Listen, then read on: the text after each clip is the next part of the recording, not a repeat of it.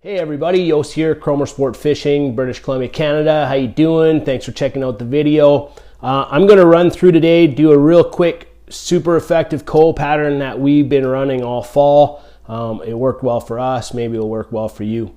If you don't have all the materials for this pattern, don't worry about it. This pattern is sort of a bit of a takeoff on jigs that are super popular. So it's like, think of this almost as a mini jig. Has a big heavy bead head on it, a rabbit strip, swims really well. All these coho patterns and Pacific salmon patterns, everyone always gets real worried about the materials and everything. Don't worry about the materials. Really what you want to worry about is how you fish this thing.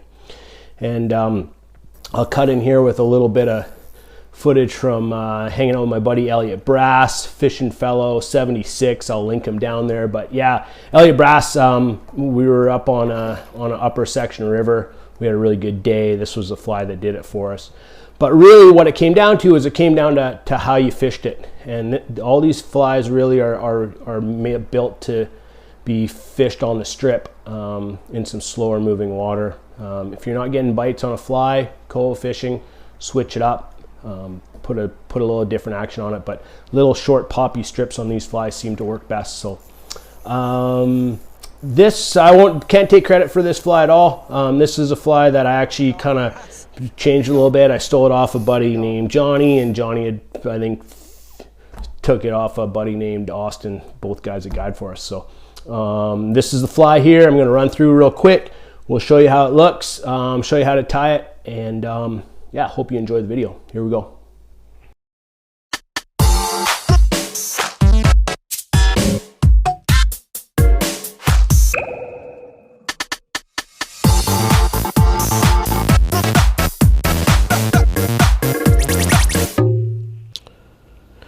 Pretty simple on the material list, not much you need. I'm tying these on a number 4 mustad streamer hook. You can tie them on a little bit bigger hook if you want, but this is kind of a hook that I just like using for salmon patterns. It's not big, it's easy to cast, they're affordable. Tungsten beads, you can kind of use whatever kind of bead you want on here. Just make sure that it fits on.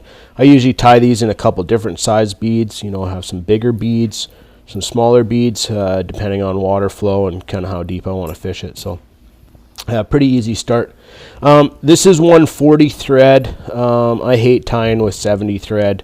140 thread is the way to go here. You're just building up a little bit of a body, popping that off and going for it.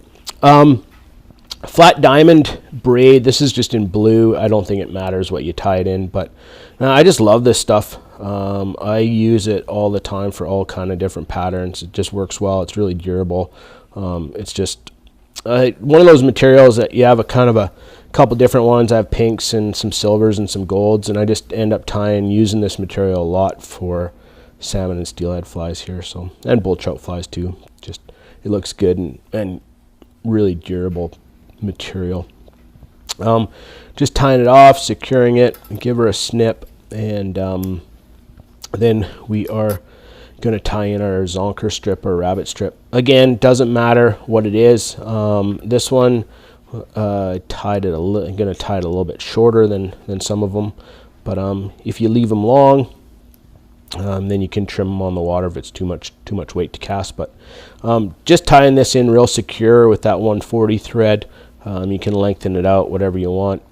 Give it a little clip, and then you're good. You can, like I said, you can leave that a little bit longer. These are some silly legs. I don't know if it matters if you use them or not, but I just kind of like the way they look. They seem to put some good action onto the fly. I'm tying more stuff with them now than I have in the past, and just tying those nice and tight up to the shank and get everything ready. You can give them a trim, sort of the same length as your zonker strip. It doesn't really matter a whole heck of a lot. Just don't overdo it with them. I think I only put 2 or 3 pieces on a side at the most. You don't need to put a whole bunch of that on. Some saddle hackle. This is chartreuse. I don't usually go through and do this if I'm just tying these quick, but just a little bit of a view of handling materials.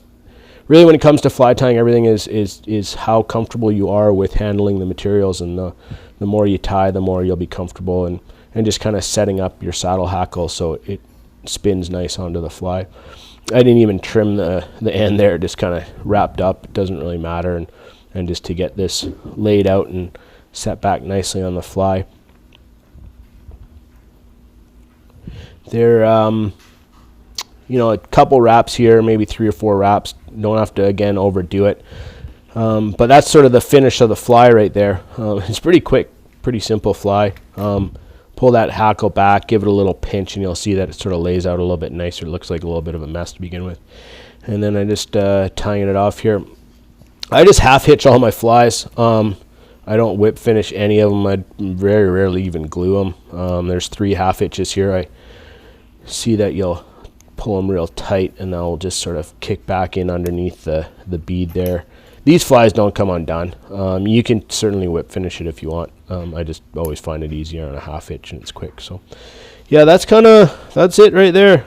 Crimp the barb before you go out. It's a pretty simple pattern. There's one there that's a shorty and one with a little bit more strip on it. So super simple pattern to tie. Nothing crazy about it. You can whip these out. This is a good guide fly. This thing definitely worked for us this year.